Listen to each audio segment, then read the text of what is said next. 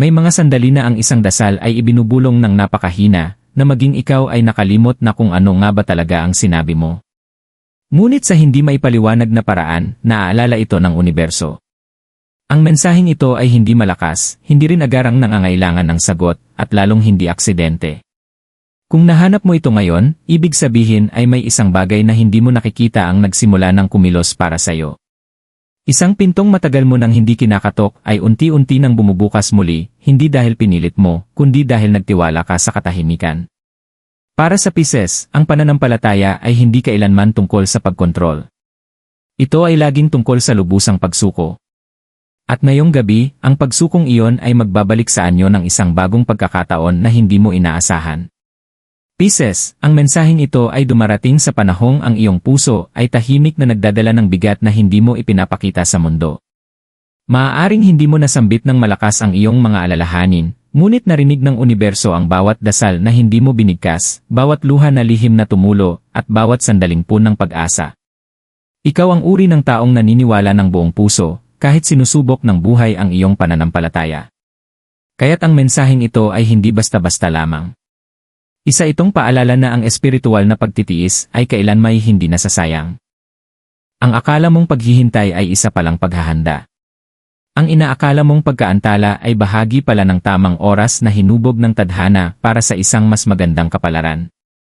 Ang enerhiyang pumapaligid sa iyo ngayon ay banayad ngunit makapangyarihan, tulad ng tubig na dahan-dahang lumilikha ng daan sa matigas na bato. Ikaw ay inaakay patungo sa isang pagkakataong tugma sa iyong kaluluwa, hindi lang sa iyong mga hangarin. Magtiwala ka sa sandaling ito. Magtiwala ka sa unti-unting pagbubukas ng landas. Dahil para sa iyo, Pisces, ang pananampalataya ay unti-unti nang nagiging kilos. At ang dasal, isa ng posibilidad na nalalapit. Tahimik dasal. May uri ng dasal na kailanman ay hindi binibigkas. Hindi ito laging may magkadikit na palad o magagandang salita. Nabubuhay ito sa mga tahimik na sandali, kapag nakatitig ka sa kisam sa gabi, kapag napapabuntong hininga ka nang hindi mo alam kung bakit, kapag ang puso mo'y humihingi ng tulong kahit walang malinaw na salita. Pisces, ito ang uri ng dasal na pinakapamilyar sa'yo. Noon pa man, dala mo na ang iyong pananampalataya ng marahan, halos lihim, umaasang maiintindihan ng universo ang mga bagay na hindi kayang ipaliwanag ng iyong mga labi. Maaaring minsan mong naitanong sa iyong sarili kung may halaga ba ang mga tahimik mong panalangin. Kung masyado ba itong mahina, masyadong tahimik, o masyadong hindi sigurado para marinig. Ngunit ang totoo, mas pinakikinggan ng universo ang sinseridad kaysa sa lakas ng tinig. Sa bawat pagkakataong pinili mong umasa, kaysa magkimkim ng pait sa bawat sandaling patuloy kang naniwala, kahit walang nagbabago, nagpapadala ka ng mensaheng mas makapangyarihan pa sa anumang salita. Ang tahimik na dasal ay makapangyarihan dahil ito'y nagmumula sa lubusang pagsuko. Hindi ito tungkol sa paghingi ng sagot o pagpipilit ng resulta. Ito'y tungkol sa pagtitiwala na may mas dakilang puwersang kumikilos sa paraang hindi mo pa nakikita. At para sa iyo, Pisces, ang pagtitiwalang ito ay unti-unting naipon, patong-patong, hakbang-hakbang, sandali-sandali.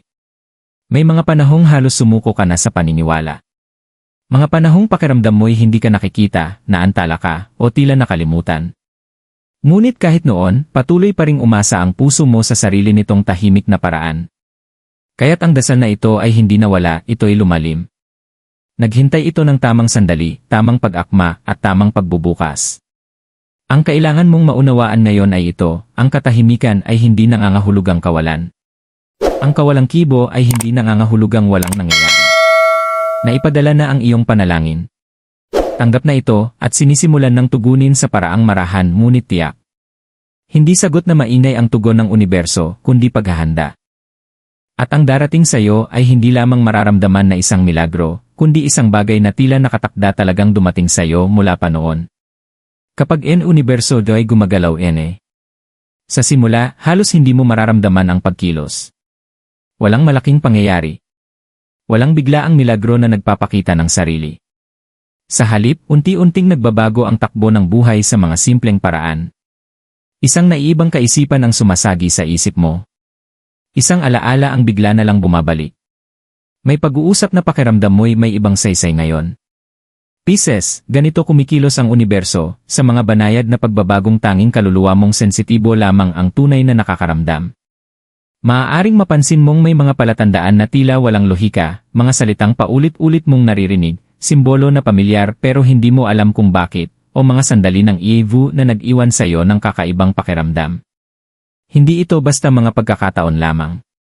Ito'y mga banayad na paalala na ang iyong tahimik na dasal ay nagsimula ng tugunan. Bihirang kumilos ang universo ng maingay. Mas gusto nitong ayusin ang mga bagay sa likod ng eksena habang abala ka sa mga pangkaraniwang araw ng iyong buhay. Maaaring bigla kang maakit muli sa isang bagay na matagal mo nang binitawan. O kaya'y maramdaman mo ang isang hindi inaasahang kapayapaan sa sitwasyong dati nagbibigay sa iyo ng kaba. Hindi ito pagsuko. Ito ay paggabay. Kapag ang universo ay tumugon sa isang dasal, hindi nito palaging ibinibigay ang hinihingi mo. Ibibigay nito ang makakatulong sa iyong lumago, ang makakapagligtas sa iyo, at ang maghahanda sa iyo para sa susunod na hakbang ng tadhana. Natural lamang na makaramdam ng kalituhan sa panahong ito. Maaari mong questionin ang sarili mong pakiramdam o pagtakhan kung bakit tila nagiging magulo ang lahat bago ito gumanda. Normal lang ito. Ang pagkilos ay madalas na mukhang kaguluhan bago ito magmukhang pag-unlad. Unti-unti nang lumuluwag ang mga lumanggawi. Ang mga taong hindi na akma sa iyong enerhiya, maging mga ugali o paniniwala, ay marahang lumalayo. Pisces, hindi ito pagkawala. Ito ay pagtutugma. Nililinis ng universo ang iyong landas.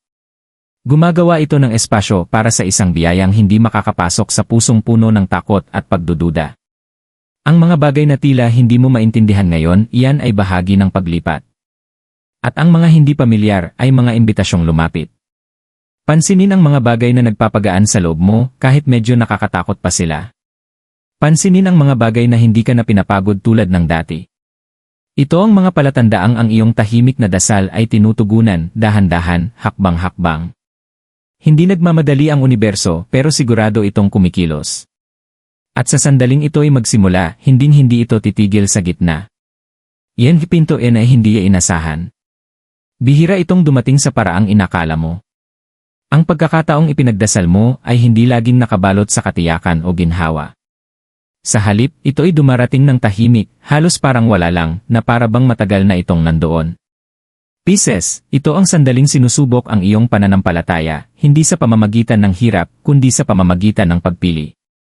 May pintong bumubukas, at sa isang iglap mapapaisip ka, para ba talaga ito sa akin? Maaaring mukha itong karaniwan. Maaring dumaan ito sa isang taong hindi mo inaasahang muling maririnig, sa isang kaswal na pag-uusap, o sa isang ideyang matagal mo nang nakalimutan pero biglang bumalik. Sa una, tila masyado itong simple, masyadong hindi perpekto para maging sagot sa matagal mong dasal. Subalit sa kaloob-looban mo, may parte sa iyo na nakakakilala rito. May katahimikang bumabalot sa dibdib mo, kahit naguguluhan pa rin ang isipan mo. Maaaring matuksok ang baliwalain ito. Nahintayin ang mas malinaw na senyales, isang mas malakas na imbitasyon, o isang sandaling mas tama ang pakiramdam. Ngunit ang tadhana ay hindi laging sumisigaw.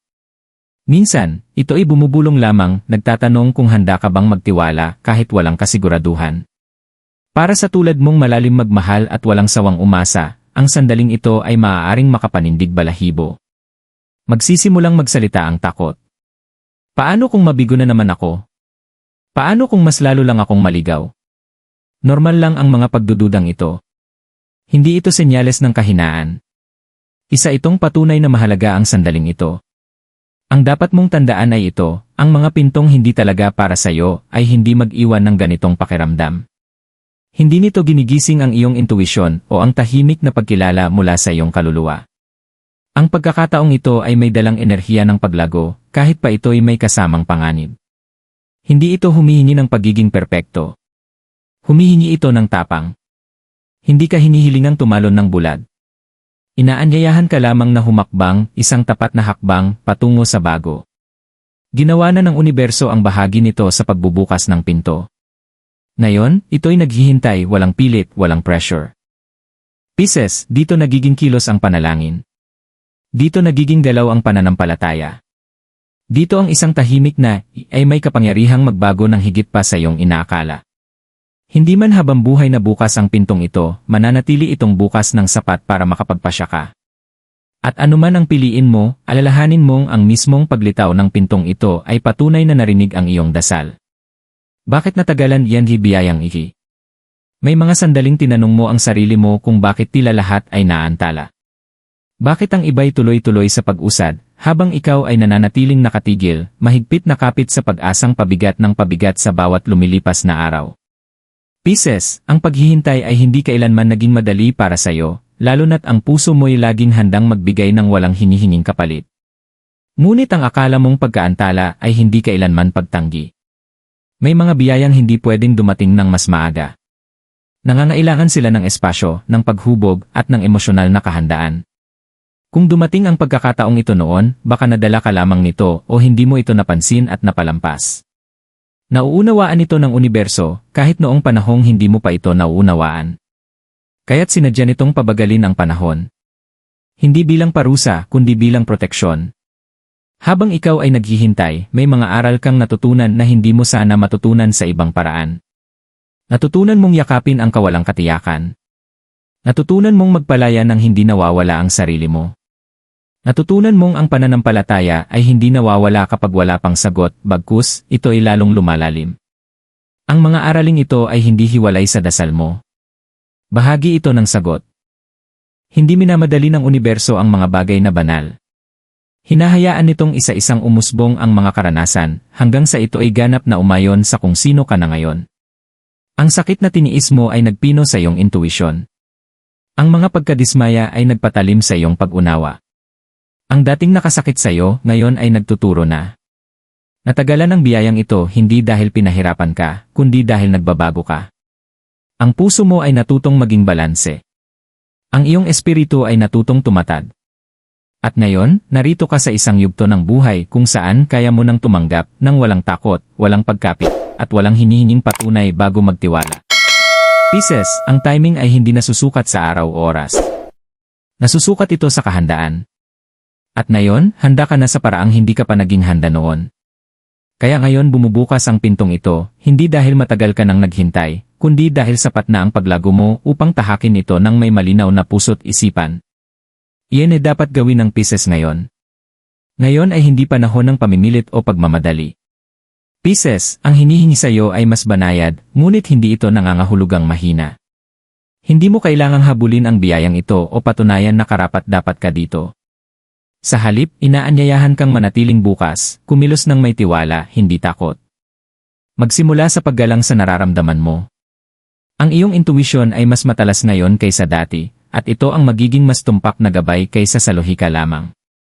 Kung may bagay na tila umaayon sa kaluluwa mo, kahit medyo nakakakaba, huwag mo itong itulak palayo. Hindi palaging nangangahulugan ng panganib ang takot.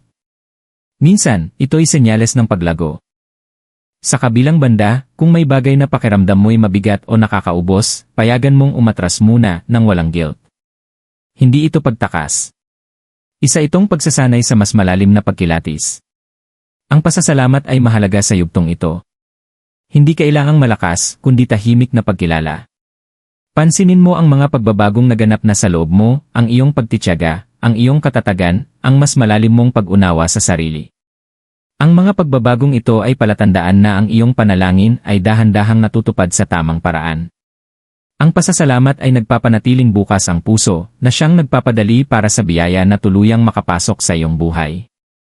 Mahalaga ring pakawalan ang mga bagay na hindi na para sa iyo. Mga dating pagdududa, pagsisisi, at mga lumang bersyon ng sarili mong nabuo lamang dahil sa pangangailangan, hindi pag-asa.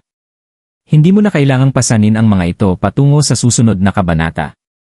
Ang bagong pagkakataong ito ay nangangailangan ng espasyo, espasyong emosyonal, mental, at espiritual. Higit sa lahat, magtiwala ka sa sarili mong ritmo. Hindi mo kailangang madaliin ang desisyon mo o ikumpara ang paglalakbay mo sa iba. Kumilos ng tapat, ng dahan-dahan. Isang hakbang sa bawat pagkakataon ay sapat na. Hindi ka sinusubok ng universo, ikaw ay tinutulungan nito. Pisces, ang papel mo ngayon ay simple lang, manatiling bukas, manatiling totoo, at manatiling tapat sa kung ano ang totoo para sa iyo. Ang natitira. Inaayos na yon ng universo para sa iyo. Pisces, ito ang sandali ng tadhana. Pisces, ito ang sandaling nagsasalita ang tadhana, hindi upang humingi ng anuman mula sa iyo, kundi upang ipaalala sa'yo, hindi ka kailanman nakalimutan. Ang bawat paghinto, bawat katahimikan, bawat tanong na hindi nasagot ay may saysay, kahit noong pakiramdam mo'y wala. Hindi naging malayo ang universo, naging eksakto lamang ito. Naghintay ito ng bersyon mo na kayang tanggapin ang biyaya, hindi sa pamamagitan ng takot, kundi ng karunungan. Papasok ka ngayon sa yugto kung saan ang pananampalataya ay hindi na parang panghuhula, ito ay parang pagkaalam. Pagkaalam kung kailan kikilos. Kung kailan hihinto. Kung kailan akma ang isang bagay sa kaluluwa mo kahit pa may dalang hamon. Hindi naging madali ang kalinawang ito, kaya't ito ay mananatili. Huwag mong maliitin ang kapangyarihan ng nangyayari. Maaaring tahimik magsimula ang pagkakataong ito, ngunit ang epekto nito ay lalalim ng higit pa sa inaasahan mo. Mararamdaman ito hindi lang sa iisang aspeto ng buhay mo, kundi sa iba't ibang bahagi, unti-unting ibinabalik ang katiyakan sa mga dating malabo. Pagtiwalaan mo ang katahimikang nararamdaman mo ngayon. Ang katahimikang yan ang kumpirmasyon. Tandaan mo, hindi nagmamadali ang tadhana. Dumadating ito sa oras na ang puso mo at ang universo ay nagsasalita na sa isang wika. At ngayon, magkasabay na silang umaayon. Humakbang ka ng walang takot. Ang susunod ay hindi aksidente. Ito ay pinaghandaan, pinagdasal, at itinakda para sa'yo. Kung tumimo sa puso mo ang mensaheng ito, maglaan ka ng ilang sandali upang manahimik. Hayaan mong lumapat ito sa bahagi ng buhay mong pinakanangangailangan nito. Maaari mong ibahagi ang iyong damdamin sa mga komento, hindi para sa kasagutan, kundi para sa pagninilay. Kung nadarama mong ikaw ay ginabayan ng mensaheng ito, suportahan ang espasyong ito sa pamamagitan ng pag-like at pag-subscribe. Sa ganitong paraan, mas maraming kaluluwang nangangailangan ng ganitong mga mensahe ang maaabot. Magtiwala ka sa iyong kutob, may dahilan kung bakit ka narito ngayon. Manatiling bukas. Manatiling tapat. At laging tandaan, ang para sa iyo ay palaging makakarating sa tamang oras, tahimik ngunit tiyak.